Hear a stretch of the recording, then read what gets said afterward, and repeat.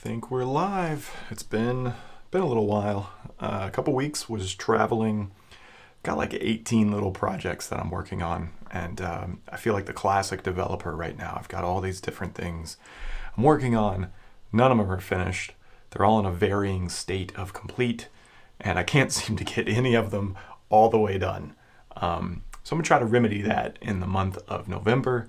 But for now, I have yet another side project that I'm thinking of working on. Project Z, if you will. All this stuff, everyone's talking about it. I don't want to talk about it a whole lot, but all this stuff with WordPress reminded me. I used to be a WordPress developer. 15, maybe even 20 years ago now. I worked at a web agency. Their primary tool was WordPress. Every site they built was WordPress. Hundreds of sites running WordPress. And we built a lot of custom stuff, a lot of custom plugins. One of the things that we built, though, was that there was a local bank, and this bank, of course, had to have all sorts of security and compliance. And as a WordPress shop, we were okay. Well, we can't use WordPress, but we want to use WordPress. That's what we know. That's what our team knew, and they want to be able to edit pages and all these types of things. So what we built was actually a bundler that when the site was in staging in a secure location, locked down by IP, and they could go in and use WordPress and do everything, but then they basically we built a custom plugin where they would go into the admin and they would say bundle. And the bundle would give them it was basically a static site generator for WordPress. So you could still use WordPress, but when you wanted to go live, you would bundle all those assets statically with this little plugin that we made. I built this like 20 years ago. That was our solution for that, and it worked great. Now, of course, there's some implications to that. The site wasn't really dynamic. It didn't have any forms or anything, but it was basically a bank site. It was basically a marketing site, right? And I think there's probably a lot of marketing sites out there that, aside from all this drama, they don't need WordPress. Like, they don't need it in production anyway. Even things like Statamic do that, right? Like, you can edit things and then you effectively deploy. You can deploy as kind of this flat file type thing, right? You don't necessarily edit directly in production. So there's precedent for this in a lot of different places. So I just thought, you know what? Like, all these people what are alternatives? What are all this? What are all that? And a lot of people probably aren't even plugged into the drama that have these marketing sites.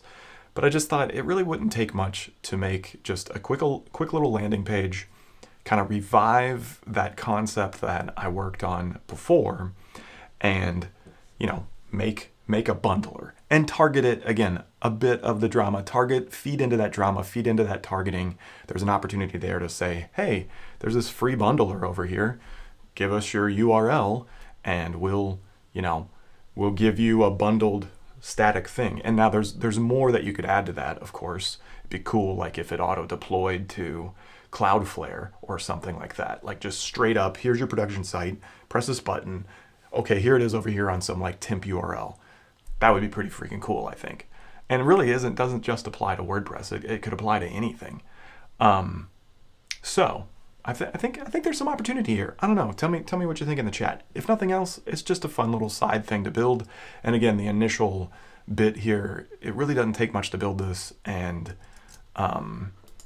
probably just make it free. So I've set up a project. Let's get into the code now. I've set up a project, and basically just a Laravel new, Laravel 11, got into Tailwind UI, downloaded a marketing splash page that I thought looked okay. Here's kind of their app-focused one. Now, of course, this won't be an app. I'll mess with the marketing page later. I'm not too worried about that right now. What I do want to do today in this stream, what I wanted to work on, was, again, this page is mostly content. It's just going to have a very small little form that just says, give us your website URL, right? Give us your production URL, bundle, right? You just press bundle and there it goes. And it's going to go do its thing. It's going to run some kind of background job. That job's going to complete. And when that job completes, this, will change instead of a form and be like, okay, here's your download link, for your website or whatever, right? So great opportunity for Livewire. Don't need to refresh the page, just have this little component. They hit submit, does a little inline validation. So long as the validation passes, it's going to fire off a job. That job's going to fire back an event. The Livewire component will listen for the event and change the page to maybe some kind of temporary signed URL, right? Something along those lines. So that's the part that I would like to build today. I've built nothing so far, so let's build this little component, right? And I'm pretty fresh on Livewire actually, so let's just kind of like let's hit the docs and see what I want to do. I just want to build a partial component on this page. I don't want to make the whole page Livewire. That feels a bit heavy. I just want to make this one small piece. So let's kind of do that. So hey Samuel, hey Wada, how are you doing? Thanks for joining live. Okay, so again, I have a Laravel new application. I've got Tailwind installed. I've got Livewire installed. That's as far as I've gone. Just running command line, Laravel new, Composer require, Tailwind install, or npm install Tailwind. That's about it. So if we go into app, again, I don't have anything under Livewire. I just have the root controller. So let's go to Livewire, laravel.com. Let's get into documentation. Let's do a little quick start. Okay, we've done all that. We create a component, make this component. Here's our component. Cool, JMac is finally joining the Livewire world. Oh, yeah, I've talked about it before, but like, I don't really get the opportunity to use a lot of the new tech, so to speak. Just because Shift is like, Shift is 10 years old. So when I started building Shift, like none of this stuff existed. No Tailwind, no Livewire, no Spark, no Cashier even. So whoops, not the counter. So anyway, I don't get a whole lot of opportunity to do that. So let's bring this full screen. All right, let's go back. It's not going to be called counter. I think for now we could probably simply call it like bundler. Okay, so it's going to make a bundler component. How do we get this on the page? Okay, so we render counter. Where do we actually have a single root element? That's all fine. Okay, they go directly to that. I thought you could make kind of an inline component. What's that called? Inline components. It is called inline components. No, wait, that's not it. I was thinking I could just like say at Livewire somewhere in my other template. I thought you could do that. Am I crazy? Does anybody know? Yeah, I thought you could do something like this in my code to render that. I didn't think I needed to do this. So I thought, pretty sure you could do this. I think you just go down here. Again, this was all copied from Tailwind UI, so there's gonna be a lot of junk in here. Let's find this newsletter bit. What's that called? Join our newsletter. Newsletter, there it is. Let's get rid of this and let's drop our component in here. And this is called bundler, I think. Bundler, and we don't send it anything. It doesn't need anything. And let's take this inner piece and just see if our bundler can dump in here, and we'll refresh. So composer run dev. This is a new command in like Laravel 30 whatever, but it'll just spin all the things up for you, which is kind of nice. All right, so let's refresh. It seems to be here still. We could inspect it and demonstrate that it is Livewire. It is. Here's the snapshot. Okay, so that is pulling. Okay, so you can't do an inline component. Of course you can. Again, I'm still pretty fresh to it. So we've basically, the rest of the page is static. This Livewire bundler bit is legit, and all of our stuff is in there. So I think we could shut this down for a second just to save on the CPU, since this is an old iMac. And let's go into our bundler and just kind of start hacking some things out here. There's nothing to really mount. But we do need to have some properties for that form element, and we're going to need to wire it up and all that kind of stuff. So we're probably going to need a property. I could do a form object. I typically like doing form objects, but because this is just a single field, that feels a bit heavy to me. So I don't think we need to do all that. Let's just jump on down here to forms, and let's just get in here and do one of these.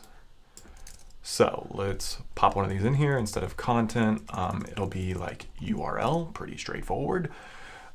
Let's go ahead and add this like save here, a bit of bundler, adding validation. Here we go. Let's actually take this one. So instead of save, we'll call this bundle, right? Bundle. Okay, and bundle will basically validate. So we'll add some validation to this with the attributes. We don't do any of this redirection yet. In fact, we don't do anything, I think, right now. So here's where we would basically like do some more stuff. Let's come back to that here in a second. Let's go back and finish our thought here on adding validation. So it is required, and what do they do? Do they do multiple attributes, or do they do comma separated? I always forget. They do pipe. Ugh. Ugh. Barf. Okay, that's fine. Whatever. URL. Thank you. All right, let's bring this in. Import the class. Okay, so we're going to bundle. We're going to do some more stuff. But right now we're just going to validate. So let's make sure this is all wired up and validating as we would expect. So let's go back, not to there, but to our bundler bit. Okay, so we have all the forms now. We could call this like large inline, large hidden. Join our newsletter, join. Oh, it's just like too much text. I see what's going on. Fancy. I don't think we need any of that. We could just say bundle. We could just bundle it for now. Okay, so we need to change all these. This is going to be URL. So the IDs for URL, the type's going to just be text. Site URL. Placeholder. Whoops, can't close that. Sorry, my live stream box is in the way. There is no autocomplete. We should probably just autocomplete. What is it? None? Is it none or off? I always forget. It is required. That's fine. Block, all that's good. Whoa, look at all those things. Wow. Okay. Placeholder. Yeah, whatever. HTTPS. JSON_McCreary.me. There you go. Something in there, right? And then what do? We I think we wire model. Is that right? URL? Is that right? I think that's right. Let's find out. Yeah, wire model. Okay, we're not doing a form. We're doing that. And we do want to borrow this, though. Let's borrow this. And we'll put it... Where do I want to put that? Justify center. I think... Let's just throw it here for now. Again, I don't want to get too deep into like the land of styling, so let's just put it there for now. All right, let's go back and see as we click how things are working. Let's see if this is wired up. If it's wired up, then we're gonna keep going. Again, fast and loose on stream here. I'm gonna go back and backfill, you know, tests and so forth. But here we go. We should be able to refresh. Okay, cool, we got that. We got bundle. Again, this isn't the final location of this. I'm just kind of using a form that's built into this page or this site template from Tailwind UI already. So if I hit that, it's not gonna let me because I have nothing in there. If I just put JSON, it submits. Oh, haven't done any wire submit stuff, duh. Okay, so let's finish up our form class wire submit, shall we? Yeah, let's do that. Okay, so wire submit is now bundle. Bundle. All right, let's go back. It should refresh. There we go. Let's go to the bottom of the page. Same thing, JSON, bundle. Okay, again, not the right placement, but this is a start. The URL field must be a valid URL. Now, again, I may end up moving this to a form request, or sorry, a form object is what Livewire calls it. Just again, to have some more control over the error message and all that stuff. I don't want to throw all of that in an attribute. I know that I can, but I think that's where the form object kind of starts to hold its weight, right? You start customizing all those pieces. Again, I hate that pipe delimited syntax. Feels so old, Laravel to me. You know, anyway, tiny things. But the point is that if we throw in we can just do like a DD here of URL, or this URL, sorry. So it's valid at this point. So we go back, and now let's just put in our placeholder, https jasonmccreary.me, enter. There we go. Okay, so we're in a good place. All right, let's do the next stuff, continue to drive out some more and more code, right? Okay. All right, just checking the chat, looking good. Okay, we're gonna need artists in here. Oh, did I just kill the whole terminal? Whoops. All right, we're gonna need artists in here because what we're gonna do is we need to do a couple things. We need to do first, we need to fire off bundling job. And then what would we do here? We would enable or toggle some kind of loading state. This is one of my gripes with Livewire. The loading states are like super awesome out of the box when you have kind of a synchronous action. But when you have an asynchronous action, for example, a job that's running in the background, and you don't want that spinner to stop until the job event has fired or stopped, you really still have to wire all that up manually. And that just feels like such a common state to me. Maybe I'm wrong, and again, I'm late to Livewire. Maybe there's a way to do it. But that feels like a common enough use case that I'm kind of surprised Livewire doesn't cover that a bit better. Again, maybe they do. I don't know. But anyway, from my limited experience in Livewire, I have to track a state that it's loading. And then the other thing we need to do is we're going to need to do listen for bundling events, right? Okay. So for now, we'll just DD this because, again, it's not returning anything just yet, and I'm not going to work on the loading state live. Let's build the job, though, and the listening for the events. I think we can do that mostly with Artisan, to be honest. So let's get back in the right place since I closed this. Project Z, lots of projects. PHP Artisan make job bundle site. Okay, and I'm not going to get too deep into the actual bundling of it, but we'll set up a process to call some command and all that kind of stuff. So we can say bundle site dispatch URL. Whoops, sorry, this URL. Awesome. And yeah, there's going to be a lot more validation that probably needs to happen with the public URL. I'm going to go ahead and throw a string here because I'm fun. So let's get down in here. Let's bring in a string for a URL.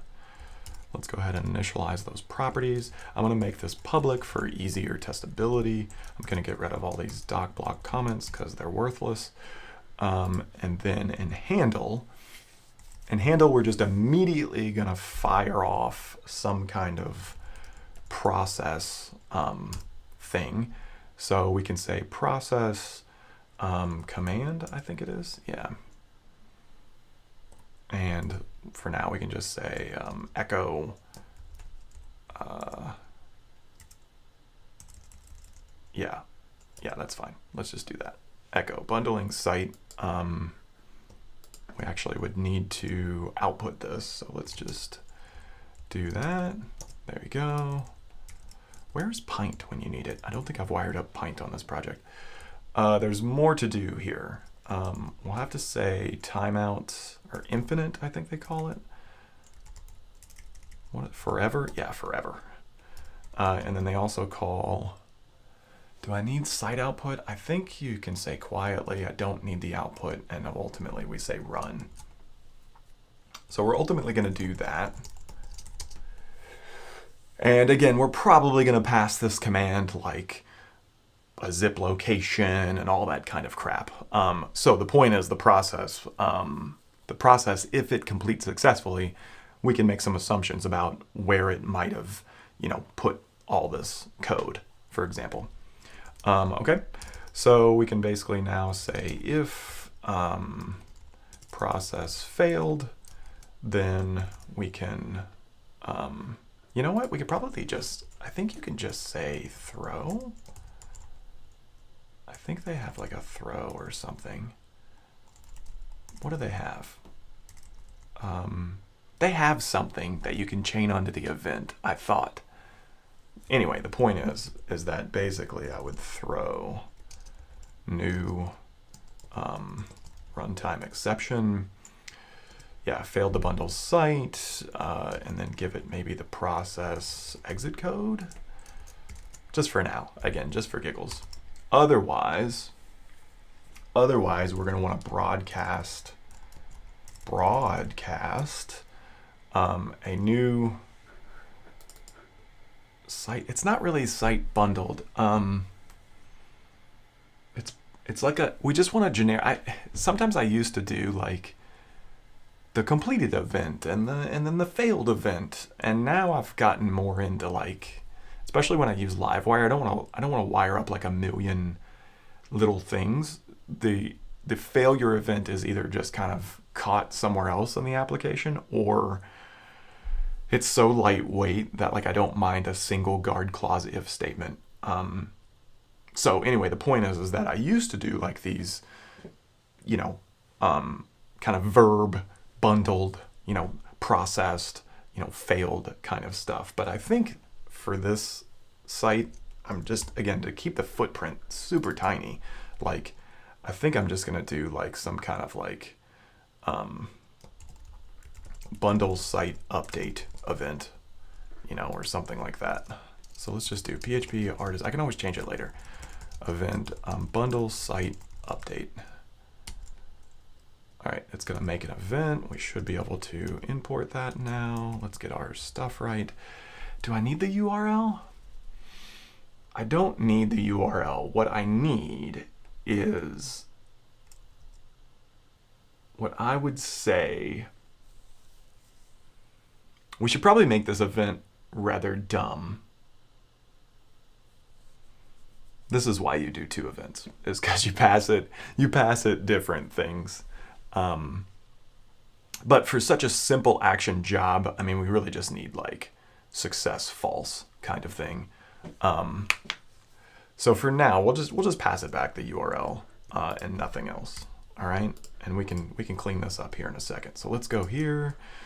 Again, let's get rid of these worthless comments. We'll say string URL. Whoops. Thanks for being extra helpful. What is going on here? There we go. A little too helpful. Let's bring that in there. Initialization. And what we can do here is we can say like bool, success equals true by default, right? And let's bundle this up too. Initialize, and again, we'll make those public, and and public. I'll need to get all of the broadcasting later, but I think there's a broadcast with, I think, yeah. Whoops, public function. I thought that would autocomplete. Public function broadcast with array. Yeah, and here again, I could do something like if not this success, maybe I broadcast something else. But for now, we've got success false. Like if this was an API response, that would be very, very nasty. But this is an internal process. Like this is an internal event that's being fired, like inter-process communication. This does not have to be like, super protocol worthy. This is enough, right? I get the URL back. I get the success true or false, right? If it's bundled true or false. Now in the in the event of success, you know, I probably want some kind of like to-do, you know, bundled asset path. You know, I probably want that, right? But that could probably be assumed on the project. There's probably some database tracking that might need to be in here, right? Like if you've run a site bundle before, I don't want to go bundle the site again. It's already in the database, or it's already on the file system or S3 or wherever. You know, maybe we hold it for a couple days. You know, so again, there's a lot of extra fluff that can be built in here. But for now, this is really it. This is really it. Okay, and then one more thing. Public function failed, I think it is. And then we have a throwable. I don't know why they don't make this by default. But anyway, we have a throwable exception. I think it's void. And then broadcast site update. Perfect. This URL false. Okay, cool. And again, I may want to pass in the exception. I may want to log it. I don't really know yet. I'm not too worried about it. The final thing I think we need to do to kind of make sure this is kind of all the way hooked back up is we need to go back to our Livewire thing and listen. Yeah, to listen for the bundling event. I think that brings us full circle. So we're hitting this, we're validating it. Not too worried about the loading state right now. That'll kind of get built into the UI as that evolves. But I think for this case, again, for now it's just a void. I think we need to listen for that event that comes back. And the event's actually going to be a bit dynamic. This is another thing I don't know. Let's look at events. Listening for dynamic event names. This dispatch, we're not doing an inner process dispatch. We're actually testing real-time events. Yeah, what is this? Are we listening from echo? Yeah, I think we might be listening. Because we're inside of our Laravel application, technically these are coming through echo, I believe. Again, this is the part I always get a little bit fuzzy on. Yeah. So I can put this above my event handler. But I think the problem is this is dynamic. And because it's dynamic, you have to do this get listeners bit. Now, what I haven't determined is the name for this, but theoretically, this would basically be bundle site update. Bundle update. And then we would still need some kind of, you know, we'd need like a SHA-1 of the URL or, you know, some kind of identifier for this particular channel. So I'm not going to worry about that too much. I think for now, I'm going to turn this into a non thing and just let's put this in here, dot, lots of dots. We'll say like SHA-1 of this URL. Now see, here's the thing. When you first come in, when you first load this, the SHA-1 is of course blank. So that's just going to listen entirely on a super small channel. So it's almost like I only want get listeners to return a listening array if URL is set. But I don't know how often get listeners is called. So it's kind of like, I guess what I'm saying is like if empty this URL, like return that, right? Otherwise return the SHA-1 because that's what I'm listening on.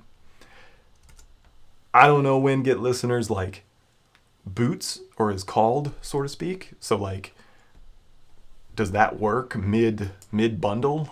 You know, like how do you basically say like update event listeners? You know, like I don't know. I don't know. Maybe I can ask Caleb about that. I don't know exactly how that works. I'm sure I could put some DDs in there and find out, but I'm going to assume that because of the life cycle and the reloading of Livewire, that this would theoretically reload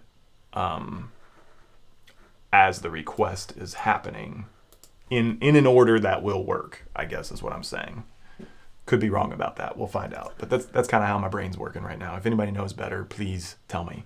But that's kind of how my brain's working. Once URL is not, and this whole component kind of gets